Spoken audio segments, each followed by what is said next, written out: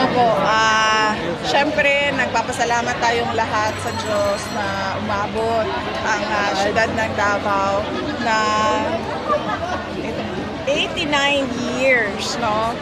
Napakahabang panahon, mahirap ang pagbiyahe ng Davao simula noon na magulo, uta ng mga kriminal at ng mga NPA na ngayon ay isa ng mapayapa at maunlad na syudad. Kaya nagpapasalamat tayo sa Diyos para sa kanyang mga biyaya sa Davao City. At syempre nagpapasalamat tayo sa lahat ng mga Davaoenyo na nag-celebrate ngayon ng isang buwan na mga aktibidad para bigyan pugay ang ating pinakamamahal na syudad ng Davao.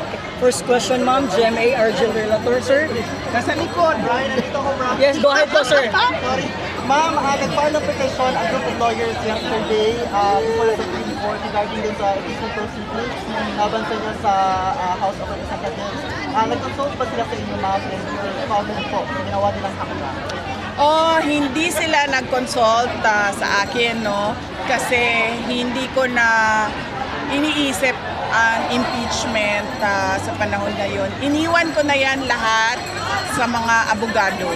At syempre, nagpapasalamat ako sa mga lawyers, independent lawyers na hindi kasama sa defense team, na nag-iisip pa rin na ipaglaban ang ating saligang batas at kontrahin ang pag-abuso ng proseso ng impeachment.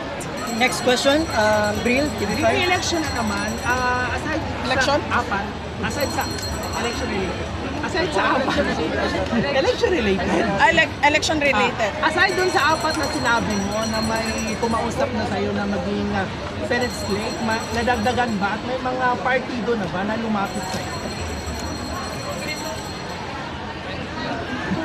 O sa ngayon, hindi ko muna iniisip, although nag-declare na ako ng aking kandidatura. I am a presumptive candidate for the 2028 presidential elections. Pero hindi ko pa yon pinagpaplanuhan sa ngayon. Tulad ng impeachment, hindi yan ang prioridad at iniisip ko ngayon. Dahil napakarami sa ating mga kababayan ang nananawagan pa rin ng totoong pagmamahal at serbisyo galing sa ating pamahalaan. At kami, sa tanggapan ng pangalawang Pangulo, yun yung prioridad namin ngayon. Kahit maliit yung opisina namin, lahat kami nagtutulong-tulong na nag-iisip paano makatulong sa taong bayan. Okay, last question, Mamaya. Go ahead, ma'am. VP, may to VP. Yes. VP, yung presensya ng mga kina-commissioner. Ma'am, kajat lang ma'am. Ma'am, kanang imuhang anggel din na ma'am ba? Ako ara na. Adamay. Kung Jean ang nakita, As in, kamera lang makitaan ko. Ang hiwa sa live production sa ako ang sa tawagan ni. Okay, go. VP, yung presence ng commissioner, nakikibisaka, and senators na came here today. What does it signify? Kasi nasasabi Duterte allies na ito eh. Yung mga documentation na Duterte allies na Yan din ang naisip ko kanina, no? We welcome everyone to the celebration of Araw ng Davao. Pero pareho tayo ng iniisip, no? Kanina, hindi ko kasi yan sila maliban kay Congressman Kiko Barsaga na nakasama ko noong 2022 campaign. At yun lang yun ang pagsasama at pag-uusap namin. Lahat sila ay hindi ko kilala, hindi ko kaibigan. In fact, si Attorney Rowena Guanzon is the second time na nakita ko siya.